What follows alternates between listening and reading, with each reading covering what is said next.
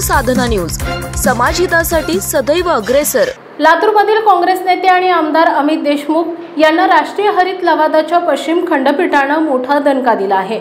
देशमुख यांच्या मालकीच्या असलेल्या साखर कारखान्यातून निघणारी राख आणि दूषित पाणी शेतकऱ्यांच्या शेतात सोडून नुकसान केल्याप्रकरणी राष्ट्रीय हरित लवादा पश्चिम खंडपीठाने कारखान्याला तब्बल 1,13,14,00,000 रुपयांचा दंड ठोठावला आहे। नांदेड जिल्ह्यातील शिवणी जामगा येथे 21 शुगर फॅक्टरी युनिट नंबर 3 कार्यरत आहे। हा साखर कारखाना काँग्रेस आमदार अमित देशमुख यांच्या मालकीचा आहे। कारखाना सुरू असताना कारखान्यातून निघणारी राख आणि दूषित पाणी शेतकऱ्यांच्या शेतात सोडण्याचा आरोप आहे।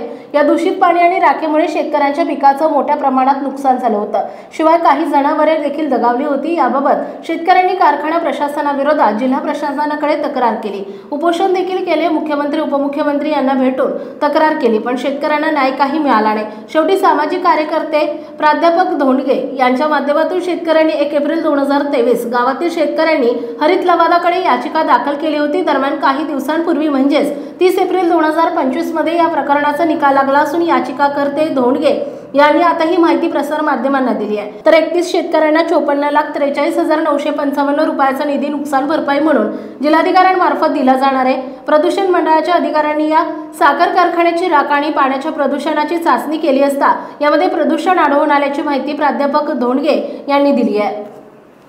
आपल्या परिसरातील महत्त्वाच्या बातम्या पाहण्यासाठी आमच्या समाज साधना न्यूज चॅनलला YouTube वर सबस्क्राइब करा आणि बेल आयकॉन प्रेस करा।